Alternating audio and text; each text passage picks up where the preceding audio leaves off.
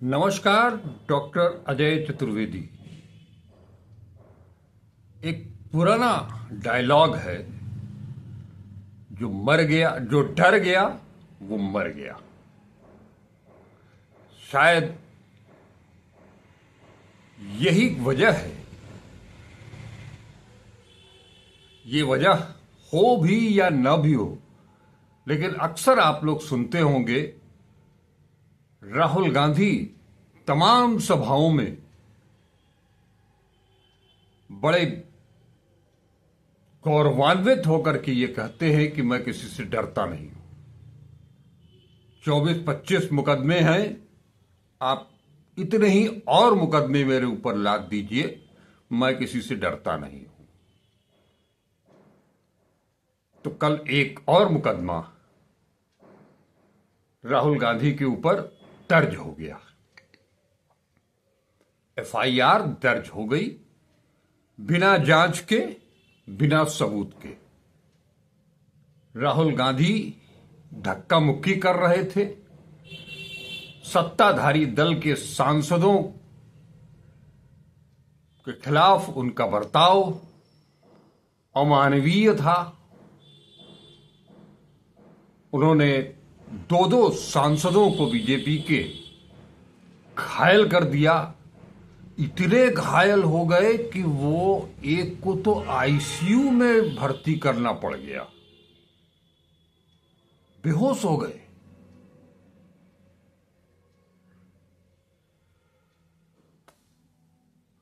लेकिन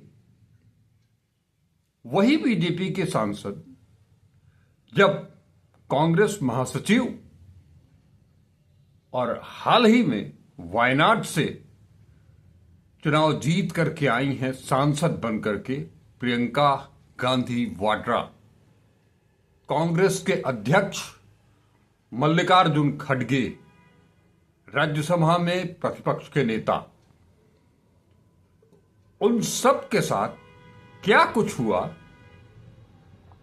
खड़गे साहब ने तो बाकायदे प्रेस कॉन्फ्रेंस करके बताया कि उन्हें धक्का दिया गया, वो अपना संतुलन खो बैठे और वहीं जमीन पर गिर गए। बड़ा संभलते हुए, बहुत ही संयमित बयान उन्होंने दिया,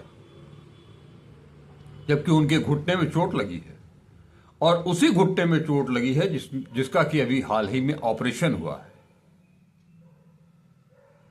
कांग्रेस भी गई थी दिल्ली पुलिस के पास एफआईआर दर्ज कराने के लिए, तहरीर दी, लेकिन उनके लिए यह कहा गया कि इसकी जांच की जाएगी, उसके बाद रिपोर्ट दर्ज होगी। यानी एक मामला, एक घटना स्थल, वही लोग, और एक की रिपोर्ट दर्ज कर ली जाती है। और इतना ही नहीं, बहुत संगीन संगीन धाराएं लगाई गई हैं, बहुत संगीन संगीन धाराएं लगाई गई हैं साहब, जिसके तहत बाकायदे धारा 117, धारा 125, धारा 351, यानी 2-4 महीने से लेकर के 10 साल तक की सजा, यानी कि संसद की सदस्यता भी जाएगी। नेता प्रतिपक्ष तो बहुत दूर की चीज है, उनकी सदस्यता भी चली जाएगी, उनका आवास भी छीन लिया जाएगा और भविष्य में वो कभी चुनाव लड़ने के काबिल नहीं रहेंगे। इतना सब कुछ हो गया। और दूसरी तरफ से अभी जांच बाकी है। जब जांच होगी, दिल्ली पुलिस वहां पहुंचेगी, वो क्या छानबीन करेगी पता नहीं, लेकिन दिल्ली पुलिस ने राहुल गांधी को पूछताछ के लिए जरूर बुला लिया है। कोई फर्क नहीं पड़ता, राहुल गांधी आज भी वैसे ही हैं। जब ईडी ने राहुल गांधी को बुलाया, 50 घंटे तक उनसे पूछताछ की, तो वो उसी अंदाज में पैंट की जेब में हाथ डाले वहां पहुंच जाते थे, बैठे रहते थे, उनसे जो सवाल होता था उसका सवाल का जवाब देते थे। कोई गिल्टी हो तब तो आदमी गिल्टी फील करे। जब कोई गुनाह किया नहीं तो काहे का डरना। ऐसे में एक और मामला, भारतीय जनता पार्टी ने गृह मंत्री अमित शाह, जिनके अंडर में दिल्ली पुलिस है, आपको याद ही होगा कि जब बीजेपी के सांसद और कुश्ती महासंघ के अध्यक्ष रहे बृजभूषण शरण सिंह के खिलाफ मुकदमा दर्ज कराने के लिए उन बेटियों को, उन देश की चैंपियन बेटियों को सुप्रीम कोर्ट जाना पड़ा। लेकिन यहां मामला इतना आसान भी नहीं है। नेता प्रतिपक्ष का मामला है और मामला सिर्फ इतना नहीं है कि कल वहां जो कुछ भी हुआ उसमें राहुल गांधी को फंसाया जा रहा है। दरअसल इस पूरे प्रकरण की जड़ में और कोई नहीं, प्रधानमंत्री नरेंद्र मोदी और गृह मंत्री अमित शाह के जाने जिगर गौतम अडानी है। वो गौतम अडानी जिनके ऊपर 2200 करोड़ रुपए का मुकदमा अमेरिका में चल रहा है और उस पूरे प्रकरण पर आपने देखा कि 2 हफ्ते तक, क्या तीसरे हफ्ते में भी 80% निकल गया था। तो शुक्रवार और शनिवार को लोकसभा में संसद पर चर्चा शुरू हुई। 3 हफ्ते तक सदन को चलने नहीं दिया। ये पहली बार है कि सरकार खुद जो है वो सदन की कार्यवाही को चलने नहीं दे रही थी। ये मामला वो है और उसी मामले को भटकाने के लिए संसद में चर्चा के दौरान पहले लोकसभा में प्रधानमंत्री नरेंद्र मोदी ने 1.5 घंटे के भाषण में मिथ्या प्रलाप किया और उसके बाद जब राज्यसभा में चर्चा का समापन होने को था तब गृह मंत्री ने जो कुछ भी कहा वो 11 सेकंड में पूरी दुनिया के पास है।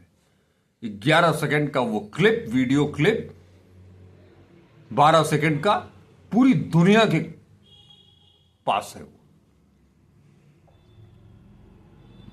और ये जो मसला है इसमें जब घिरते हुए नजर आए, पहले तो प्रधानमंत्री ने भी उनका समर्थन किया और जिस तरह से उन्होंने सदन के भीतर अमित शाह ने अंबेडकर अंबेडकर अंबेडकर अंबेडकर अंबेडकर अंबेडकर गा रहे थे, वो जिस टोन में गा रहे थे, वो जिस तरह से संविधान के रचयिता, father of the constitution doctor Bhimrao Ambedkar का मजाक उड़ा रहे थे,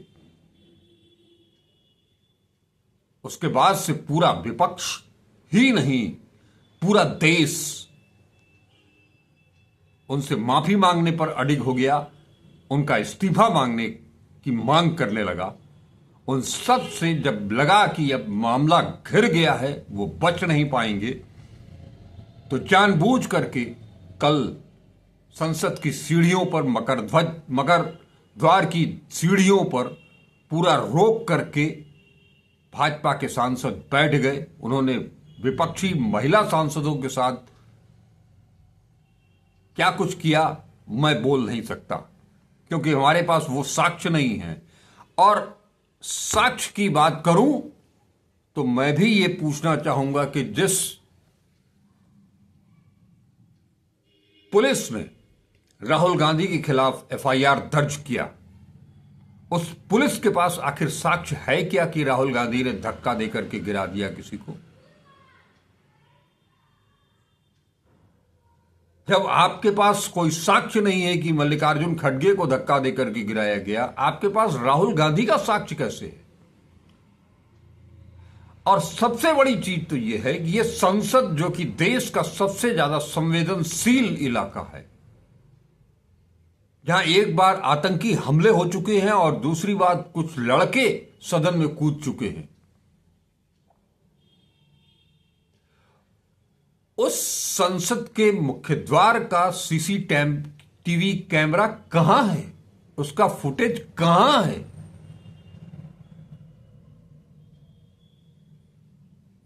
किस युक्ति में लगी है बीजेपी और संसद चलाने वाले लोग, संसद की सुरक्षा में लगे लोग, वो कहां हैं? वो क्यों नहीं दिखाते हैं कि वो उस समय क्या कुछ हुआ?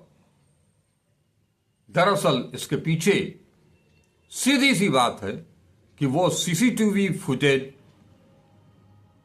को बीजेपी या सरकार, मोदी सरकार उसको दिखा नहीं सकती है, क्योंकि जब वो दिखाएंगे तो वहां पर बीजेपी के सांसद लाठियों में प्ले कार्ड्स लगा करके वहां बैठे हुए हैं। ये लाठियां कैसे आई वहां तक, ये बड़ा सुरक्षा का मामला हो जाएगा। और ऐसे में अमित शाह, जिनकी जिम्मेदारी है, जो कि वो गृह मंत्री हैं, वो फिर फंस जाएंगे। ये सुरक्षा में चूक का मामला है कि वो लाठियां लेकर के वहां तक पहुंचे कैसे, वो फिर गिरेंगे। लिहाजा वो सीसीटीवी फुटेज सामने आने वाली है नहीं। अब बिना किसी ठोस आधार के आपने राहुल गांधी के ऊपर संगीन धाराओं में मुकदमे जरूर दर्ज कर लिए हों, उन्हें पूछताछ के लिए आप बुला लीजिए, वो जाएंगे। वो अकेले तो जाएंगे नहीं, उनके साथ तो उनके पार्टी के लोग भी होंगे। और राहुल गांधी थाने जाएं और मीडिया ना हो, ये तो संभव ही नहीं है। अब तो गोदी मीडिया को भी कूद करके आना पड़ेगा राहुल गांधी को दिखाने के लिए, क्योंकि वो थाने जा रहे हैं। और थाने में कौन पूछेगा उनसे, क्या पूछेगा, किस आधार पर पूछेगा, क्या साक्ष्य है पुलिस के पास? धर्म संकट में दिल्ली पुलिस भी है, दिल्ली पुलिस के अफसरान भी हैं। बुला तो लिया है, एफआईआर तो दर्ज कर लिया है बीजेपी के सांसदों के कहने पर, जैसा कि कल चिंगाड़ करके अनुराग ठाकुर बोल रहे थे। वही अनुराग ठाकुर जो संसद के भीतर कहते हैं कि जिस आदमी की जात का पता नहीं हो वो जाति जनगणना कराने की बात करता है। और उसे भी ट्वीट किया था प्रधानमंत्री जी ने। और अमित शाह जब बाबा साहेब डॉक्टर भीमराव अंबेडकर का अपमान कर रहे थे तो उसे भी ट्वीट किया था। क्या फर्क पड़ता है? आप कितना झूठ। यह मामला सिर्फ राहुल गांधी का नहीं है, यह मामला बाबा साहब डॉक्टर भीमराव अंबेडकर का है। और बाबा साहब डॉक्टर भीमराव अंबेडकर, उनके अनुयायी करोड़ों में हैं, ये मैं बता चुका हूं। पूरे देश भर में हैं, उत्तर से दक्षिण तक, पूरब से पश्चिम तक, कहीं चले जाइए बाबा साहब के अनुयायी हर जगह मिलेंगे। उसमें संविधान को पढ़ने वाले या बाबा साहब को पढ़ने वाले या उनके विचारों को जानने वाले भी हैं,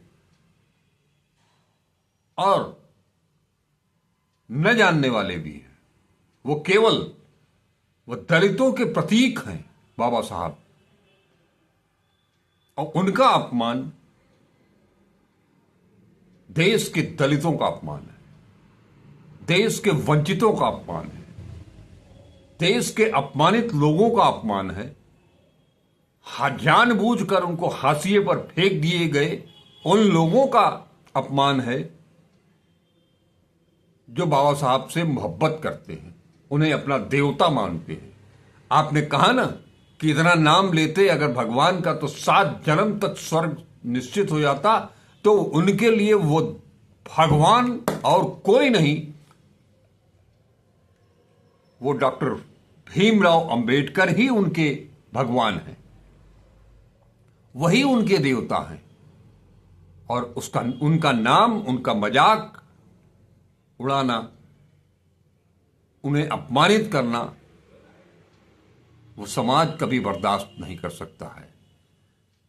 जब राष्ट्रीय पैमाने पर, वैश्विक पैमाने पर गृह मंत्री फंसते हुए नजर आए तो पूरी पार्टी ने घुमा फिरा करके ऐसा प्रोपेगेंडा किया जिसमें कि राहुल गांधी को फंसा दिया जाए।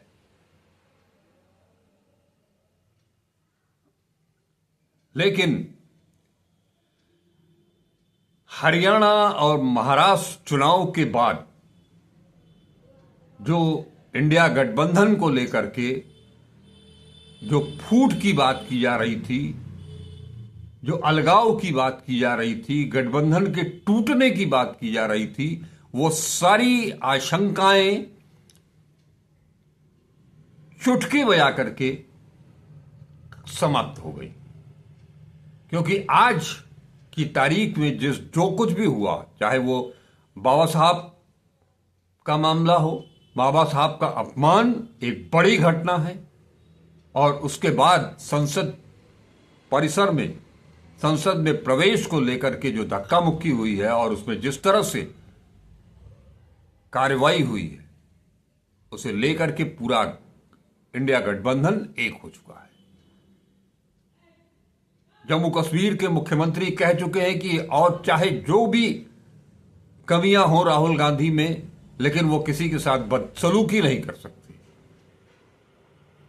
आज अखिलेश यादव ने भी कहा कि ये बीजेपी का बहुत पुराना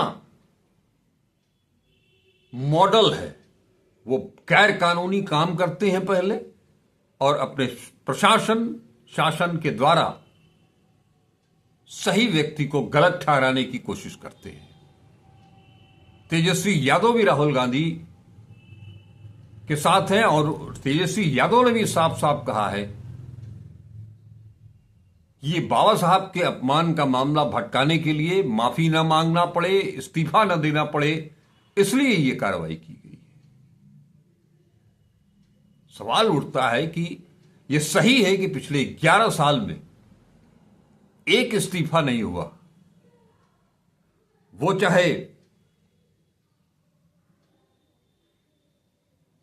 अजय मिश्रा टीनी का मामला हो, बृजभूषण शरण सिंह का मामला हो, अश्विनी वैष्णव का मामला हो, किसी ने क्या इस्तीफा दिया? चाहे वो रोज रेलगाड़ी बेपटरी हो रही हो,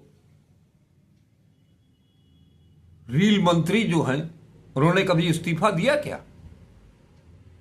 मांग तो उनसे भी बहुत हुई थी। हर कोई लाल बहादुर शास्त्री नहीं हो सकता है।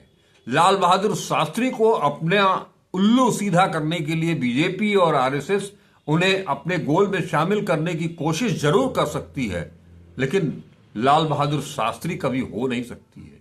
वो सरदार पटेल के विचार, सरदार पटेल को नेहरू के खिलाफ खड़ा जरूर कर सकती है, मगर सरदार पटेल के विचारों को आत्मसात नहीं कर सकती है। भारतीय राजनीति में चुनाव लड़ने के लिए, अपने आप अपना अस्तित्व बनाए रखने के लिए वो आप अंबेडकर के स्मारक या मूर्तियां बनवा सकते हैं, लेकिन अंबेडकर के विचारों को आप आत्मसात कभी नहीं कर सकते हैं। यह हो ही नहीं सकता है कि अंबेडकर और सावरकर एक तराजू के एक पाले में हो जाए। या तो अंबेडकर रहेंगे या सावरकर रहेंगे या गोलवरकर रहेंगे या श्यामा प्रसाद मुखर्जी रहेंगे, या फिर अंबेडकर रहेंगे, नेहरू रहेंगे, गांधी रहेंगे, पटेल रहेंगे। ये दो धड़े हैं, किसी के जबरदस्ती हाईजैक करने से कुछ नहीं होने वाला है। लेकिन आज मामला ठीक उसी तरह से फंसाया गया है जैसे सूरत का मामला था। मोदी टाइटिल को लेकर के एक बयान, जिसमें कि आनंद 5 साल के बाद वो मुकदमे पर सुनवाई हुई, आनंद फानंद में उसमें राहुल गांधी को दोषी करार दिया गया उनकी सदस्यता छीन ली गई, उनको घर से बाहर कर दिया गया। हुआ क्या? लोकल कोर्ट से पहुंच करके सुप्रीम कोर्ट में पहुंचते पहुंचते मामला रफा दफा हो गया। ईडी का उदाहरण मैंने आपके सामने दे ही दिया।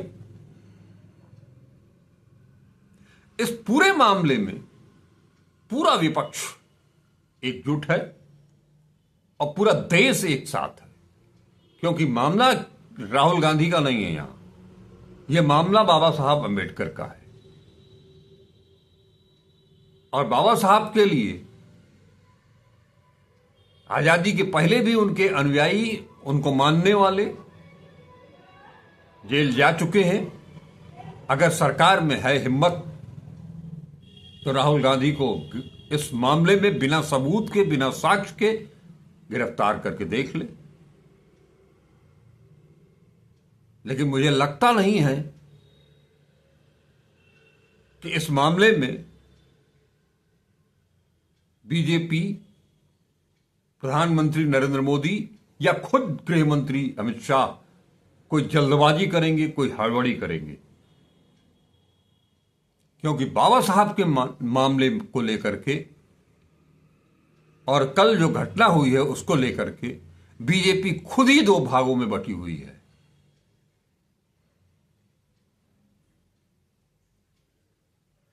मामला इतना आसान नहीं है। यह मामला वहीं से शुरू हो रहा है, अडानी से शुरू हुआ मामला कि किस तरह से अडानी का नाम लेने वाले जहां तहां संसद से लेकर के सड़क तक अडानी अडानी अडानी और मोदी के कांटेक्ट को जोड़ने वाले राहुल गांधी की राजनीतिक यात्रा ही यहीं पर रोक दी जाए। कोशिश तो यही है, लेकिन इसमें वो सफल कभी नहीं होंगे। हां, एक चीज और भी है। अभी इलाहाबाद हाई कोर्ट की लखनऊ पीठ के भी अंदर राहुल गांधी की नागरिकता को लेकर के भी मामला चल रहा है। इतने दिनों से यह मामला चल रहा है और राहुल गांधी ने इस मुद्दे को कभी छुआ ही नहीं। तो निश्चित तौर पर यहां भी वो आदमी निश्चिंत है, निष्फिक्र है। ऐसे आदमी का आप क्या बिगाड़ लोगे? केवल अपनी फजीहत कराना, अपनी थू कराना, इसके अलावा और कुछ नहीं हो सकता है। ठीक बात है कि आज की तारीख में लोकसभा का चुनाव नहीं होने जा रहा है, लेकिन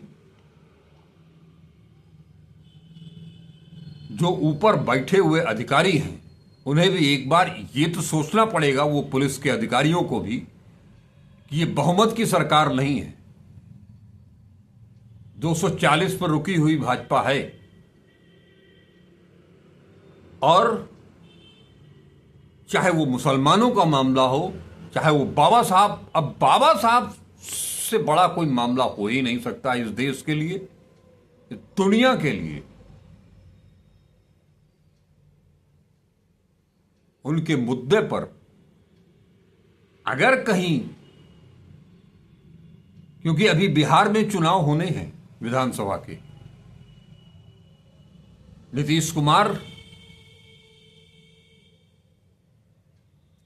भले बोल न रहे हो, लेकिन क्या बाबा साहब का अपमान नीतीश कुमार के गले में उतर जाएगा?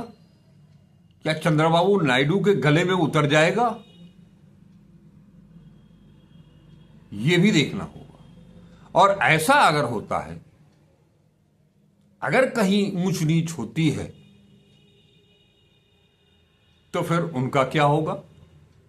वो तो राहुल गांधी अपनी सभाओं में कह भी चुके हैं कि हमेशा मोदी नहीं रहेंगे।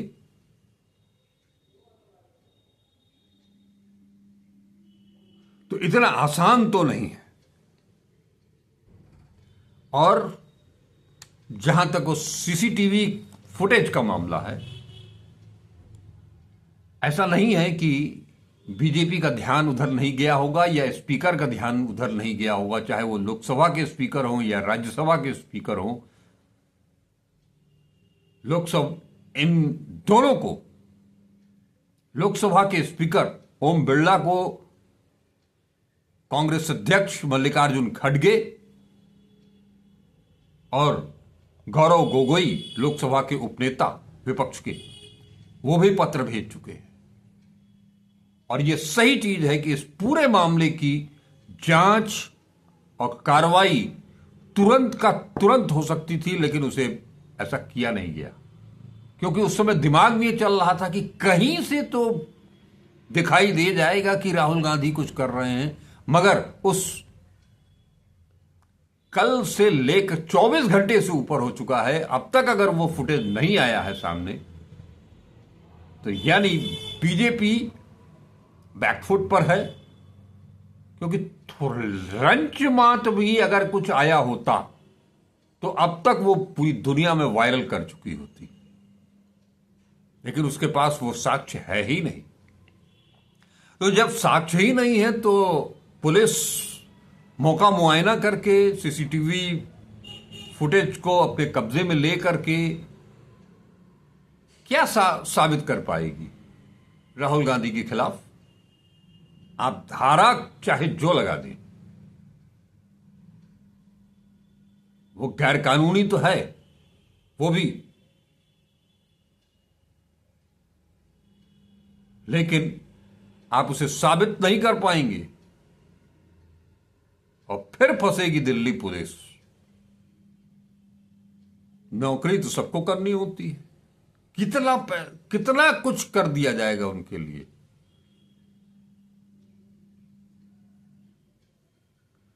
तो ये जो मामला है,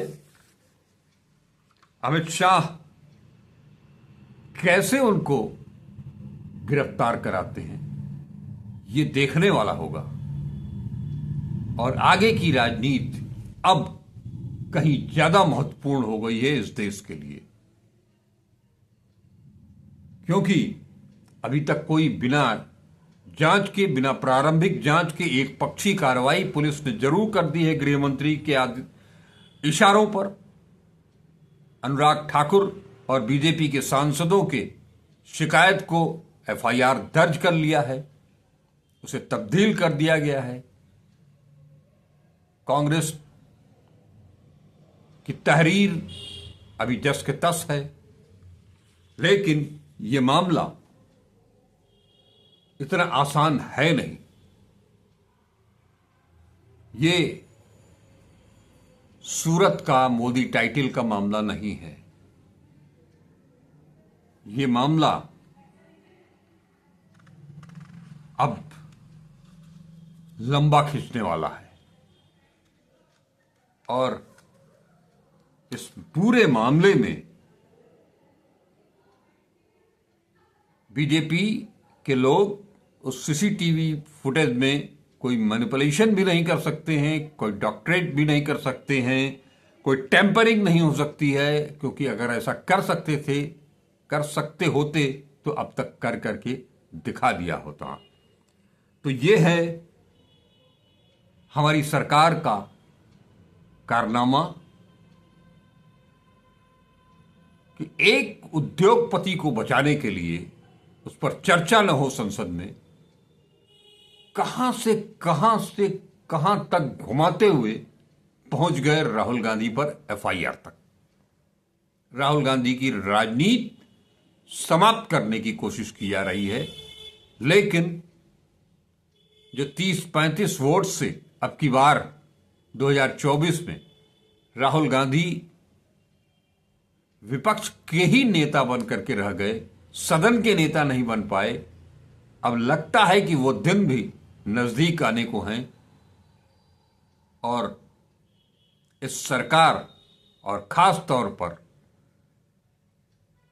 जो गुजरात लॉबी है उसका भी खुलासा लगभग हो चुका है। उल्टी गिनती भी शुरू हो चुकी है। नमस्कार, वीडियो को पूरा देखें,